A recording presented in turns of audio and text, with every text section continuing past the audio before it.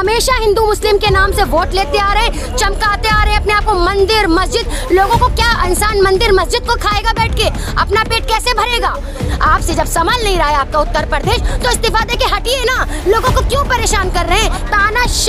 तानाशाही हिटलर वाली तानाशाही आप अपने यहाँ हिंदुस्तान में कर रहे हैं जो, तो ये आपकी तानाशाही चलने वाली नहीं। आपकी इस तानाशाह सरकार को, इस सत्ता को उखाड़ कर फेंकने का दम इन युवाओं में भी है और हम सब में भी है।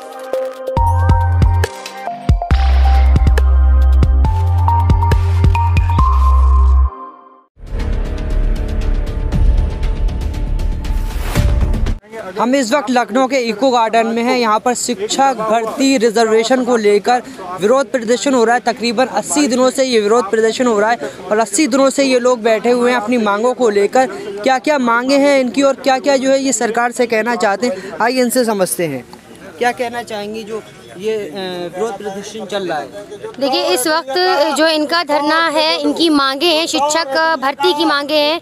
69,000 भर्ती इन्होंने जो मतलब आरक्षण के द्वारा, और ये मतलब इन्होंने जो ये घपला किया है 75% लोगों का कि उनको नौकरियां ना देकर किसी ऐसे को नौकरी दी जिसको कि घूस दी गई, रिश्वत के तौर से उसको जो है क्या नाम है वो किया गया। तो मुझे ये लगता है कि इस तरह की जो साजिशें उत्तर प्रदेश सरकार कर रही है और ये पिछड़ों के साथ और ये अल्पसंख्यक समाज के साथ, ये ओबीसी समाज के साथ, दलितों के साथ जो ये अन्याय हो रहा है वो अन्याय बंद होना चाहिए। और इनके धरने में शिरकत करने, इन सब का समर्थन करने मैं यहाँ आई हूँ। और मुझे धमकाया भी गया कि अगर आप उनके धरने में जाएंगी तो आपके ऊपर मुकदमा लिखा जाएगा।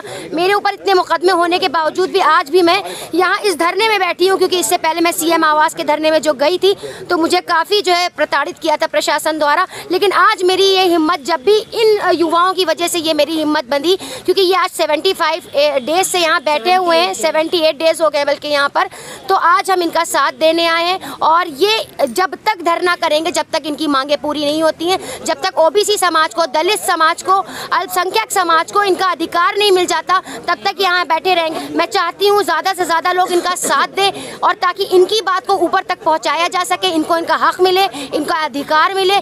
हम यही कोशिश करते हैं। सरकार तो कहती है कि हमने हिस्सेदारी दी है, पिछड़ों को जो है रिजर्वेशन दिया है, उनको आगे बढ़ाया है। देखिए, ये सब उनकी झूठी मूठी मन गढ़ंत बातें हैं। वो आधे से ज़्यादा जो कहते हैं वो करते नहीं। उनकी कथनी और करनी में बड़ा फ़र्क है, क्योंकि वो अपने आप को कहीं ना कहीं बादशाह समझते हैं, वो अपने आप को सेवक नहीं समझते। क्योंकि जब कोई सत्ता की कुर्सी पर आकर बैठता है तो उसे अपने आप को जनता का सेवक समझना चाहिए, और वो अपने आप को सेवक नहीं समझते, अपने आप को राजा समझते हैं। और जितने हैं उनकी नज़र में वो प्रजा है, और प्रजा के साथ जैसे चाहो वैसे जुल्म करो, उसे जिस तरह से चाहो प्रताड़ित करो, उसे नौकरी के जरिए से प्रताड़ित करो, उसे रोजगार ना दो, उसे शिक्षा ना दो। और इस तरह से आप देख रहे हैं हर चीज़ के दाम बढ़ चुके हैं, महंगाई बढ़ चुकी है, नौकरी आप युवा रोजगार को दे नहीं पा रहे हैं और महंगाई पे महंगाई बढ़ाते चले जा रहे हैं। सिलेंडर के दाम तो आसमान छू रहे हैं, पेट्रोल डीजल तो इंसान भरा ही नहीं सकता, तो जाएगा कैसे? तो आप रोजगार दे नहीं रहे, महंगाई बढ़ा रहे, तो आप उत्तर प्रदेश में आखिर करना क्या चाह रहे हैं? तो आपकी मंशा साफ है, आपने अपने आप को बहुत बड़ा बादशाह, बहुत बड़ा राजा समझ लिया है।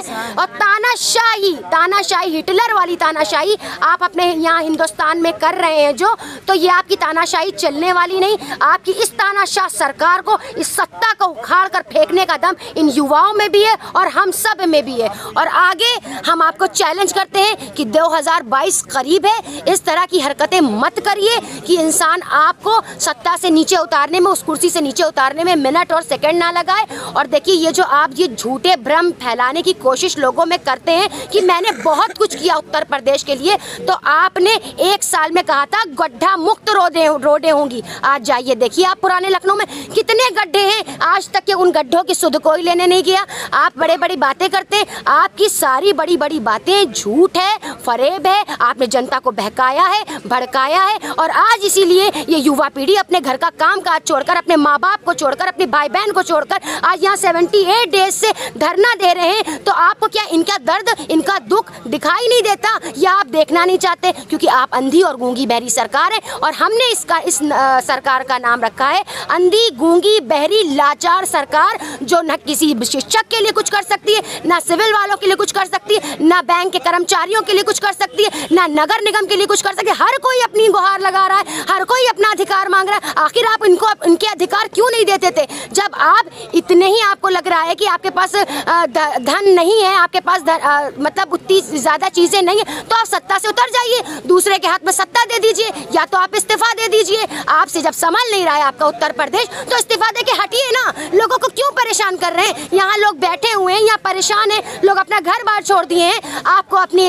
कुर्सी की पड़ी है। आपको तो सिर्फ निकलते हैं अपना सिक्योरिटी गार्ड के साथ, और बाकी जनता भेड़ बकरी है। आपको तो आपने तो गाय को इतनी सुरक्षा के लिए वो किया, गौ रक्षा मतलब उसको बनाया है कि राष्ट्रीय पशु बनाएंगे गाय को, और ये जितने बैठे ये कौन है? ये तो इंसान है ना। तो आप गौ की रक्षा करने से पहले इंसानियत की रक्षा करिए, क्योंकि सबसे पहला कर्तव्य जो हमारा है वो इंसान के प्रति है, बाद में हम किसी और चीज़ को देखते हैं। तो आप पहले इन इंसानों की सुध लीजिए, इन शिक्षकों की सुध लीजिए, क्योंकि ये जो शिक्षक बैठे ये भी एक इंसान है, ये भी किसी माँ बाप के बेटे, ये भी किसी भाई बहन किसी के भाई बहन है। तो इस तरह से आप इनके साथ ये जुल्म ना करिए, ये इनके साथ ज्यादती ना करिए, और इनको इनका अधिकार दीजिए। 2022 की बात की तो 2022 में जब चुनाव आता है तो उस वक्त रोजगार के, किसानों के मुद्दे गायब हो जाते हैं, हिंदू मुसलमान पे चुनाव होने। तो ये इनकी राजनीति है, ये हमेशा हिंदू मुस्लिम के नाम से वोट लेते आ रहे हैं, चमकाते आ रहे हैं अपने आप को मंदिर मस्जिद। लोगों को क्या, इंसान मंदिर मस्जिद को खाएगा बैठ के? अपना पेट कैसे भरेगा? भरने के लिए रोजगार होना चाहिए। आपकी चीजें जो आपने महंगाई बढ़ा रखी है, दामों को मद्दा कर दिया है, बिल्कुल अर्थव्यवस्था चरमरा गई है। तो इस तरह से आपने क्या कर रखा है? तो आप मंदिर और मस्जिद के मुद्दे से भटकाना लोगों को बंद कीजिए, लोगों का असली हक दीजिए, लोगों के अधिकार दीजिए। अब हमको आपकी इन विवादित चीज़ों में नहीं पड़ना है, और ये जनता आपको 2022 में बता देगी। जिस तरह से आपने इसको खून के आंसू रुलाए हैं, तो आपके ये आंसू आपके लिए सैलाब बन जाएंगे, और उसी सैलाब में आपको इस देश से, बल्कि उत्तर प्रदेश से तड़ी पार लगा दिया जाएगा। शुक्रिया। आप क्या कहना चाहेंगे? आज हम लोग 78 दिन से यहाँ बैठे हुए हैं और शांतिपूर्वक धरना दे रहे हैं। कल हम लोगों को मीटिंग में बुलाया गया था, जहाँ हमें एक उम्मीद जगी थी कि शायद हमारे लिए न्याय का रास्ता खुल गया है, लेकिन ये हमारी खुशफहमी थी जो बहुत जल्दी उन्होंने दूर कर दी। उन्होंने केवल हमें इसलिए बुलाया था ताकि वो हमें भरमा सकें, अपनी झूठी बातों में फंसा सकें। सतीश द्विवेदी जी, मैं आपसे यही कहना चाहूँगी, अब ये देश का युवा जो जिसके साथ 69,000 शिक्षक भर्ती में ने आपने आरक्षण का महा घोटाला किया है, अब ये पीछे हटने अपने पैर पीछे लेने वाले नहीं हैं। हम कल लखनऊ की धरती पे उतरेंगे, सड़कों पे उतरेंगे, और अपना हक अधिकार जो है उसके लिए सड़कों पे मांग करेंगे, ताकि देश की जनता ये देख ले, जो ओबीसी एससी समाज की बात करते हैं, जो ओबीसी एससी समाज की राजनीति करते हैं, उनकी दशा यूपी में क्या है।